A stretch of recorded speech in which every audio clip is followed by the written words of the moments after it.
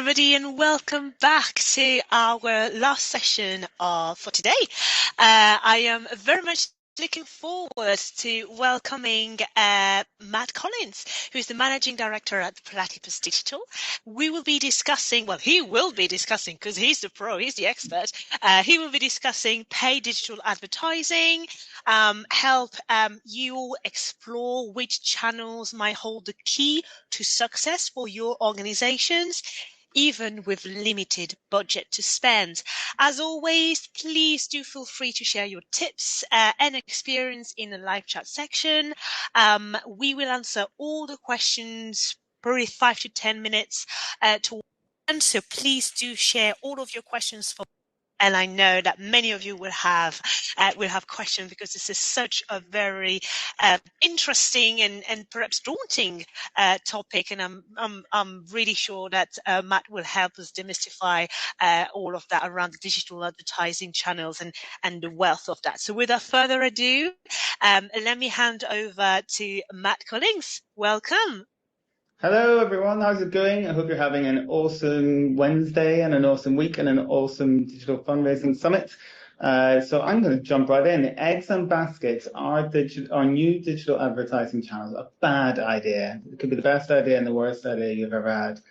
But you're probably asking, who is this guy? Well, I'm Matt. I'm the Managing Director at Platypus. We help charities deliver positive change through digital marketing. We do it through a lot of the channels that I'm going to talk about today.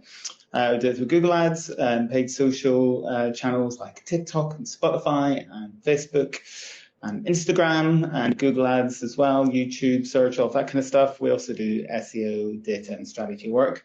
That's a picture of about half of our lovely team. But enough about us. You're not here to hear about us. Let's kick off with a fun interactive poll. And the question hopefully is going to be firing across your screen any moment. Is what channels does your charity advertise on the most? So if you had to pick a channel that's kind of getting the most attention, the most budget, what would it be? Answers on a digital postcard coming now, I hope.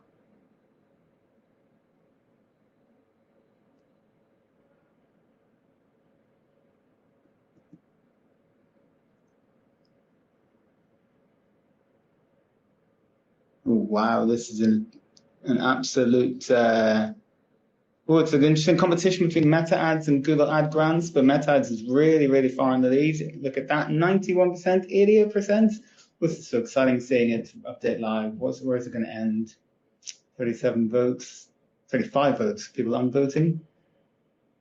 Yeah, fire in what you're thinking.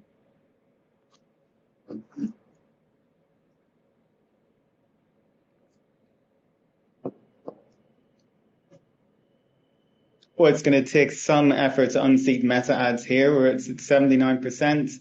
Ad Grants quite a distant second at 11%. Almost nothing for the rest. 99 votes. I'm not sure when this poll closes, but I'm sure it'll close itself. It knows when to close itself.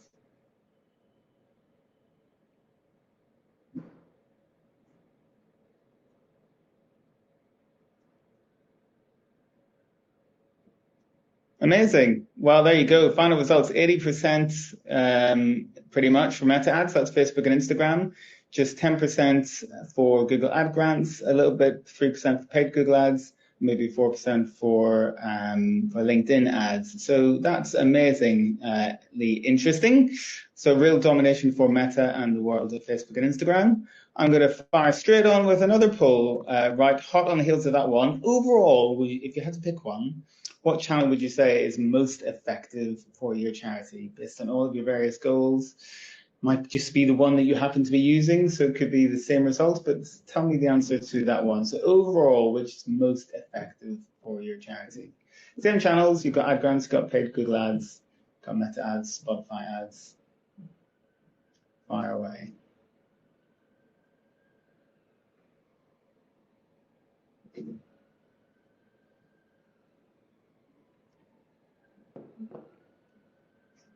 Meta Ads is so in the lead here, it's unreal. So 83%, occasionally creeping down to 70%. Paid Google Ads, interestingly, paid Google Ads is making a bit of an entry in this one. So with 13%, 12%, keep your votes coming, fire them in. I can see 212 viewers on the channel, 88 votes. Fire them in really quickly. Good spam answers, whatever you want. No one's going to know it was you.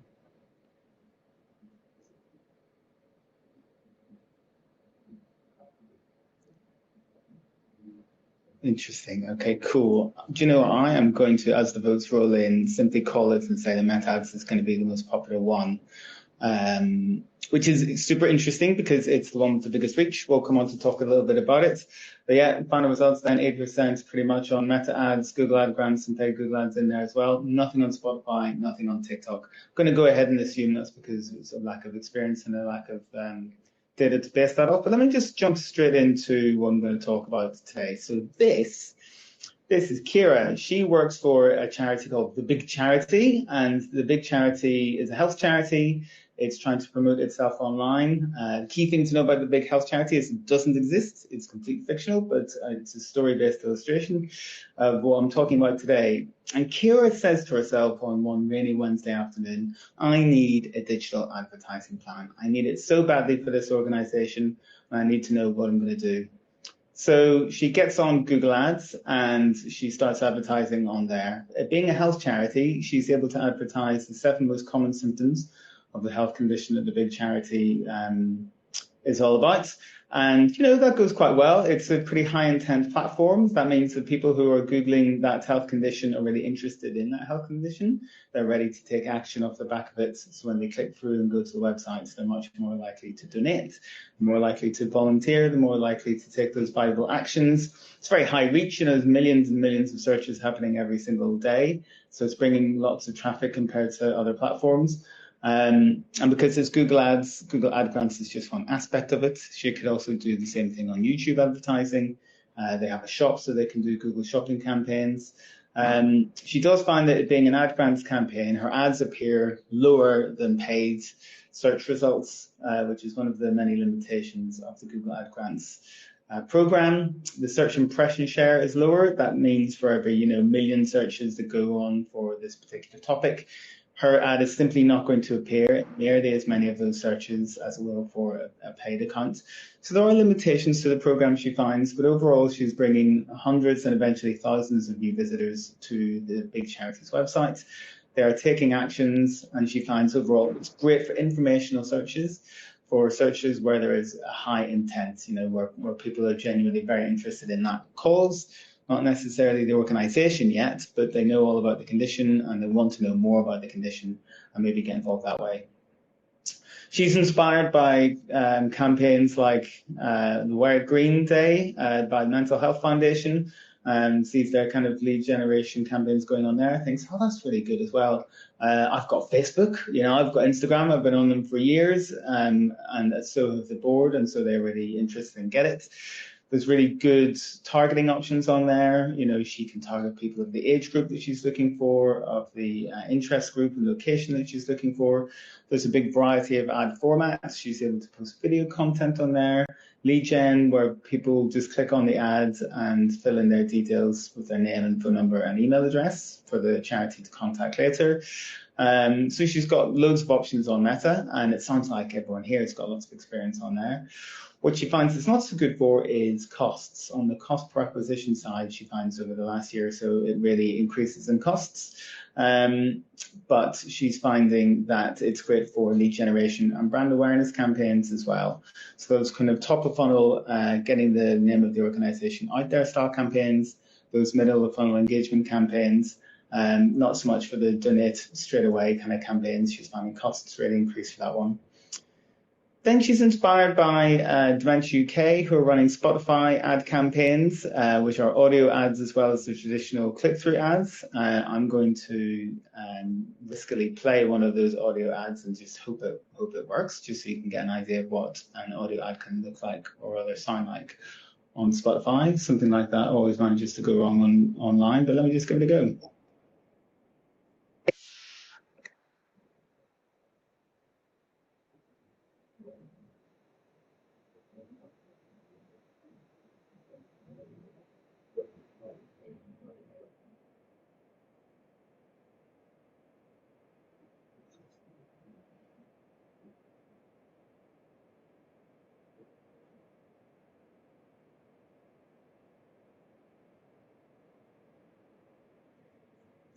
Well, does not just get you right in the feels. The emotion behind that is really powerful. So she finds that she was inspired by that to create audio ads for her organization.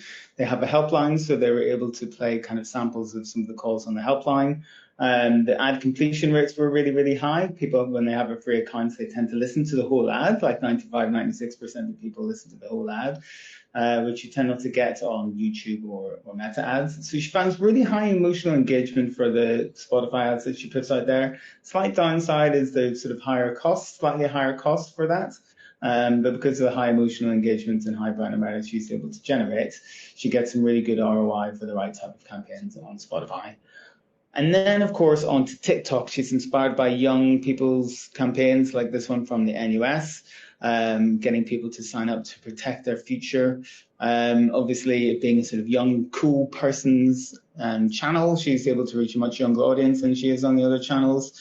There's high dwell time. People get on the app and stay on it for a really long time. So there's a great opportunity for relationship building through that kind of high interest content.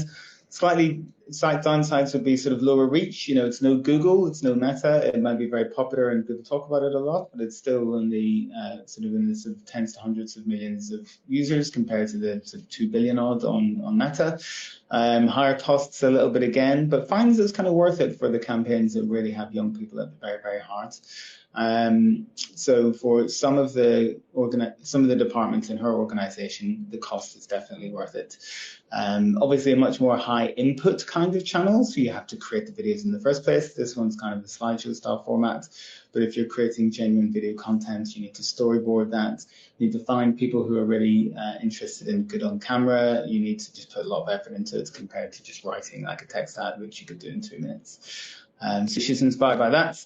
LinkedIn, she gets a little less inspired by because it's a little bit more corporate, she finds. There's lots of organizations from the corporate world advertising on there.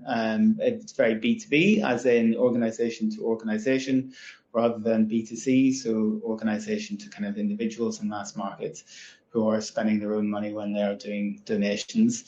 So she tries to seed the idea with her corporate fundraising team to try to reach new corporate supporters with limited success because it just feels like a bit of a risk to them. It's not a mass market campaign, but they slowly start to see some of the benefits of reaching out to HR professionals in certain organizations to try to get them in as corporate fundraisers, broadening the definition of digital fundraising a little bit.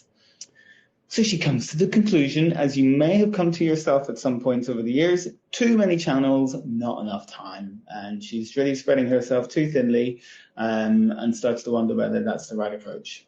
So stepping outside of the story for a moment, here's just a quick timeline of paid ads.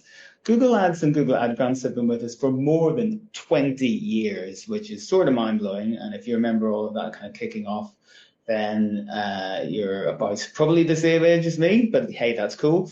Facebook ads followed a few years later, 2007, 2008, as well as LinkedIn ads. And then a massive holiday for those kind of advertising platforms between 2008 and 2015, when you saw lots of Instagram, then Spotify, then TikTok. So it's easy to think of a lot of these channels as very new, shiny toys, but they're not actually super new. If you've got the massive big budgets of corporates, you've been advertising on all these channels for years and years because you know that the more touch points your campaign has, the more the halo effect is present and the more your campaigns are successful on one channel because of your presence on other channels, because that's how we interact with channels. You're probably on all of these at one time or another. We think of the new channels in the charity sector as kind of being these ones, LinkedIn ads, Spotify and TikTok. But LinkedIn ads in particular are just not that new. I think it's for charities, it's just we haven't really worked out the right application for them. And to Kira, in that fictional example, the application was corporate fundraising. It was reaching people in other organizations to use digital fundraising as a way of getting corporate fundraising going, really. So what are other charities doing then? Well, ultimately, there's a difficult advertising market out there, as there often is, but particularly now with increased costs on certain channels. They're increasing their spends on effective channels depending on their goals. So you'll have heard the sort of very frustrating, it depends what your goals are kind of thing as to whether a channel is effective for you or not. But it is true. They are increasing their spends on effective channels and kind of doubling down on those ones. On the Meta side of things, on Facebook and Instagram, they're seeing a good bit of success in pivoting from direct response campaigns. That's campaigns where you ask people to make a cash or regular gift directly off the back of seeing the ad, more to middle of funnel and top of funnel lead generation campaigns and brand awareness campaigns.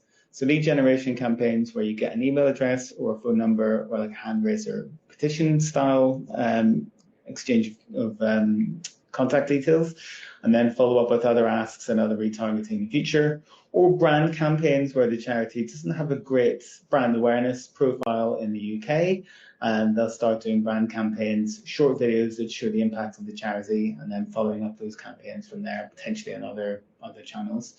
And they are testing those new channels that we talked about. They're sort of siphoning off a portion of their budget to give these new channels a go, to see if they can get competitive CPAs, to see if they can experience that halo effect, and where appropriate for the platform, create content that's going to be really going to resonate on that platform. So here's a little bit of a framework, if in case it's useful. You might be like this little sort of animated chicken, sort of stepping outside the comfort zone that you've got with your focus on Meta campaigns, a little bit on Google AdWords campaigns. And you might want to think, well, how much of my budget and how much of my time should I be dedicating to experimenting on these new channels? Well, here's one off the top of my head. If you have a medium risk profile, I would say, so you're an organization that wants to sort of spread its eggs in sort of multiple baskets and are willing to give these new channels a whirl in your digital advertising approach, I would suggest focusing still a good 80% of your budget, Pareto principle style, on your existing channels that are still working for you and still going well. And then about 20% on experimenting with new channels. You'll still have a limited amount of budget and resource, so you're probably going to want to phase these, potentially one new channel a year to see how effective it is. Maybe stage 3 campaigns on that channel across the year, reviewing the results, comparing the CPAs and other KPIs with your existing channels to see how they stack up, and to see what the internal buy-in for advertising on that channel actually looks like.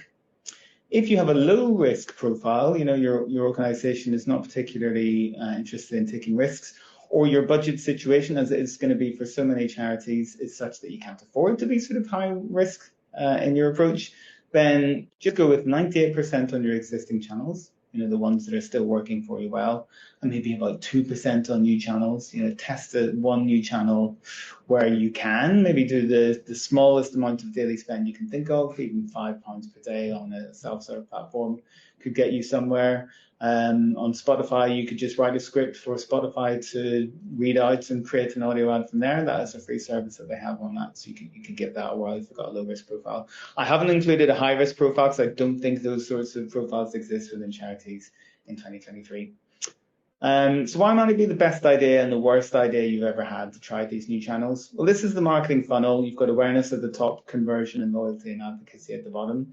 The new channels can sit in places that you might not actually be targeting as an organization. If you have only fundraising goals and you want to get the lowest CPA possible in the conversion part of the funnel down here, then you might not want to be testing the new channels. If you have a very kind of like an older demographic you're trying to target, you don't want to be targeting the young people channels like TikTok really, because it's going to be against your objectives. So why might it be the absolute worst idea? Well, you could be ignoring the effective channels that raise you money. You might have no idea what your marketing objectives actually are because the organization hasn't really got its head around that idea. You could end up investing in top of funnel channels when you've only bottom of funnel objectives, as I said. You could be trying to target 65 plus demographics and just doing it on TikTok, which might not be the right approach. And all because they are just new channels and they're just fancy, shiny, exciting new things. So don't be a magpie marketer, don't look for the shiny things when you should be focusing on your strategy and making sure you've selected the channels that meet that strategy. On the other hand, it might be the best idea you've ever had. You might be an organization that's trying to be targeting young people. Maybe you're Young Minds and you're trying to target young people with a TikTok campaign. TikTok is obviously going to be perfect for targeting young people and changing behavior on that channel. You could be a charity that lends itself really well to the audio example that I played earlier. One with a helpline, Childline, Samaritans being probably the most famous examples. You could be playing audio ads on Spotify and really engaging listeners in an emotional way, in a way that you just can't reach with text ads on channels like Meta and on Google as well. That could change your brand awareness into actual action because you've really got people sort of in the emotions, essentially.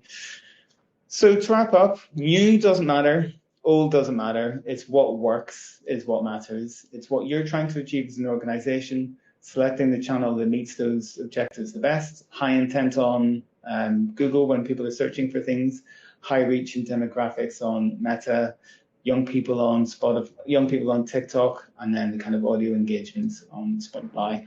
What works is what matters. Try not to have too much of a distinction between new and old, because ultimately it's a kind of false distinction. We're all here to change the world and the charities that you work in. So that's what you should be focusing on as much as you possibly can. And I think that's all of the slides I'm going to be peppering you with today. So I think we're going to do 10 minutes of chit chat. Absolutely. Oh. Thank you very much, Matt. I hope you can hear me. Thank you for that very insightful presentation. I know we already have a few questions, so I'll dive straight in.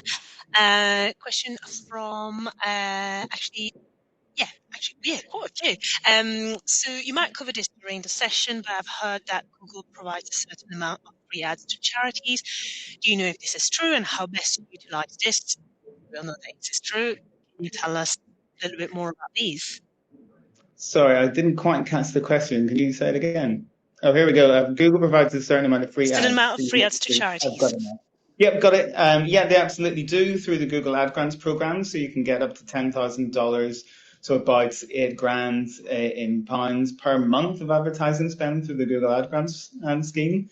So all you need to do for that is apply for the Google for Nonprofits program. If you just kind of Google for nonprofits, join up on the program there, and you can set it up that way. It's a great tool, but like it can be a little overwhelming. So a lot of charities get freelancers, and agencies like us can help them with that, and plenty run it in-house as well. So yes, it can be a lot to get your head around, but yeah, it's a free scheme and it's amazing. 20 years old now, 9 billion of ads or something. So wild stuff, brilliant. Yeah, absolutely. And on Charity Digital, we also have a couple of articles that explain how, what Google grants are and how to make the best of them. So hopefully we'll be able to share that in a chat or later on with the recording to help you navigate that. Because like you said, Matt, it can be a bit overwhelming and there's loads of things to know. So always best to do a bit of research and then, have a chat with expert like yourselves and other agencies. Moving over to the next questions from Louisa. Should small charities be investing budget in working with professional agencies? Often we don't have the expertise in-house and it can waste a lot of time and money. But then again, we feel overwhelmed by the possible costs involved. So yeah, how should small charities navigate that dilemma?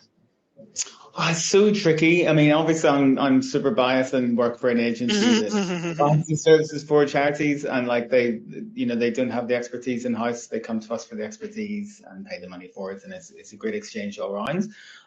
But like I've worked in lots of small charities, and that budget simply isn't there. You've got a few options. If you've got time, then you can try to learn the platforms for yourself. Google have a lot of certifications you can use online. You can just train yourself with those for free. Get stuck into the advertising platform. It's free spend. You can sort of experiment for sure. You could search for a volunteer using, Reach Skills or something like that. We also run Digital Candle, which links up digital experts who are willing to give an hour's worth of free advice to small charities. It's not quite the same because, like, if you're looking for ongoing support, it's not so much for that. It's just kind of ad grants experts can give you pointers to go the right direction and to see how you can reverse all of this. They would be the best suggestions I have, but like I understand the budgetary challenges that small charities experience, and it's so hard. You have to make a lot of choices as a small organization of things that you won't do. Millions of channels, there's millions of platforms, millions of things you could do. And a strong focus strategy says these are the resources we have. This is the time and skills we have in house. This is what we're going to do, and this much bigger piece of the pie is what we're going to do. And that can be hard, but prioritizing and just doing things that we know that we can do and we can continue doing as well, because there's nothing worse than starting with something and then having to stop it because of lack of fund or resources. So it's Yeah. realistic.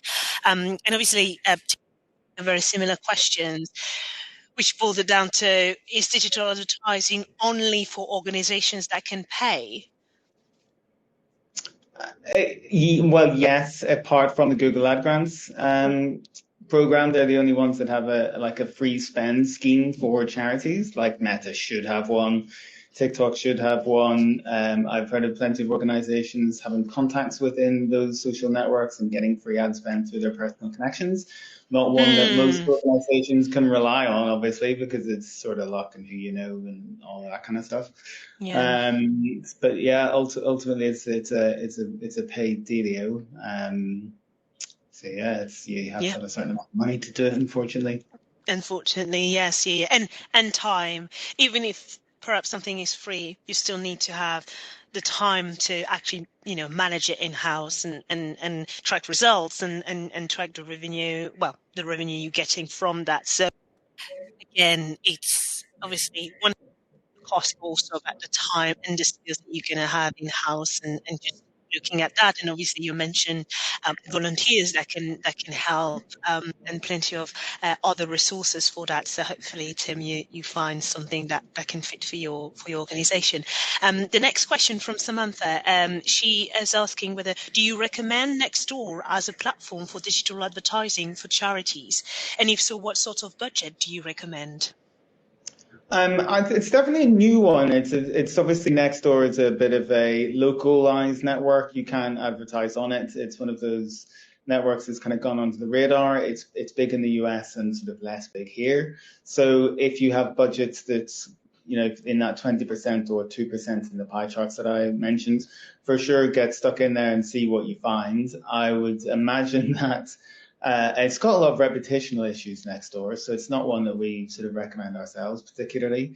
It can be a bit of I mean, not that X stroke Twitter is any different, but it can be a bit of a nasty sort of place. So it's not one that we push too much, especially because kind of reach and intent are much lower than on some of those other platforms. So it's definitely not in the 80% for any charity yet. Give it a go, I would say, but I would expect much lower emotional engagement than you would get on TikTok and Spotify, the ones I mentioned before. But it depends on your locality. It depends how local your charity is. If you've got a localized specialism or a localized kind of reach, that could be really effective. So couldn't hurt. Absolutely. Thank you. Yeah, I'm familiar with Nextdoor myself, but I don't know how much, people are using Nextdoor with a perspective perhaps to understand about businesses and charities. Yeah, it's an interesting platform, like you said. So yeah, if it works for the organization, why not? Yeah. Another person asking, have you found TikTok has worked well for charities you worked with? In that person experience, it's difficult to see any positive results, like direct conversion. So what is your take on TikTok? Yes, we've done TikTok campaigns. The examples I gave were like our own campaigns because they were it's Mm, closest to hand. So that one was one of ours. So yeah, it is good. It is more expensive overall. It's great for impressions. Like the CPM is lower, so that's the cost per 1,000 impressions than you'll see in other platforms. So that makes it great for brand building, brand awareness, making people aware of your charity. The kind of bottom of funnel and middle of funnel metrics like cost per lead and cost per donation generally would be a bit higher. But the organizations that we work with are willing to pay extra to reach people in the method that they're doing on TikTok, which is very high engagement, high dwell time video content, and content that they know is reaching young people because they have young people in mind as their target audience. And the organization is strategically very, very focused on that. They're not just doing it for a laugh, basically. So it definitely works for them in that respect. Costs towards the bottom of the funnel higher, costs further up the funnel a bit lower, but the type of engagement and the audience kind of made those higher costs worth it. So yeah, it's definitely working. The other thing to mention as well with all of these, I mean, I've talked about these channels very much in isolation, but that's not how anyone who supports your charity is behaving. We'll go onto mm, TikTok and then they'll pop back onto Facebook, and then they'll watch TV and see the ads on there. Then they'll put something on Channel 4 catch up, and they'll basically be forced to watch the ads because they've already sat down on the sofa and they're sitting through a minute and a half of ads before Father Ted comes on or whatever. So that's how they interact in a very multi-channel world. What's successful on one channel then is going to have a halo effect on the other channels. So a really kind of diverse strategy is what you need. So think about where the TikTok works, but ultimately think about whether your whole sort of ecosystem of digital advertising is working, because they will all help each other for sure. You'll Yes, have yeah, that yes. TikTok app in your mind whenever you click on an ad elsewhere for sure. Absolutely. Yes, yeah. And then we got time for one, and then it's have you know, for so many years and decades in that world, have you seen a shift in digital marketing results over the last year? Yes, in the last year in Meta in particular, costs are going up. It almost sort of started, Mm-hmm. costs vary a lot depending on what you're trying to achieve and what your organization brand awareness is and all the usual kind of variations. But almost since the Russian invasion of Ukraine, it's kind of where it kicked off, where those sort of costs have really, really increased. And that's really continued over the last, well, year and a half or more. So yeah, I would say that is the biggest shift, but it's I always kind of think of the quotas. I think it's attributed to Bill Gates, where you overestimate the amount of change in 2 years and underestimate the amount of change in 10 years. So in the last 2 years, there hasn't been that much of a shift. Google still 100% works. YouTube Yeah. works really, really well. That's the case now. It was the case a year ago, like 2 years ago. The effective channels are still effective. I'd say the biggest shift is more organizations proliferating onto these different formats of channels, and the costs increasing on probably the more popular one, which is Meta. So plenty has changed, but plenty has stayed the same. So you see more organizations double down on what's the same and what's effective. Absolutely. Well, thank you very much, Matt. This is all we're going to have time for today, but I've seen loads of questions, so don't worry. We will collect all the questions, share that with Matt, and all of that available when we put the record and well, available on demand rather, when we put all the recordings in a week or so. So don't worry, it's been extremely interesting, and I know that loads of people are looking at ways they can be better seen, better remembered, and like you said, how if you have a budget, how can you dip into several platforms so that you can easily remembered by that same person who's on Meta, you know, platform, or is it Instagram, then onto Facebook, and perhaps onto TikTok, etc. So how there are audiences there, how can you live it? So thank you very much, Matt, for this presentation, and it's been a pleasure. So pleasure. Thanks for having me, Lisa. Thanks everyone. Hope you enjoy the rest of your day. Thank you. And I hope, Matt, you'll be perhaps around a little bit while longer to answer questions. But in any case, all the questions will be answered and available. We also have loads of resources. I know some people have shared other tips in the chat, and you're probably also happy to receive LinkedIn connection requests. Oh, for sure. Yeah, drop me a line on LinkedIn. Happy to chat there too. Oh, super. Well, brilliant. No, this is great. Well, thank you very much. Thank you very much for your time. And yeah, hopefully see you very soon. Thanks so much, everyone. See you soon. Thank you. Bye. Thank you. And this is actually the end of our first day one. I'm really hoping that all of you have enjoyed today's presentations and sessions. I know we covered so much, going from AI to, great success stories, or how to turn around a very difficult, challenging fundraising landscape with COVID-19. We also heard about first-hand digital skills, framework, tips and experience on how to use it.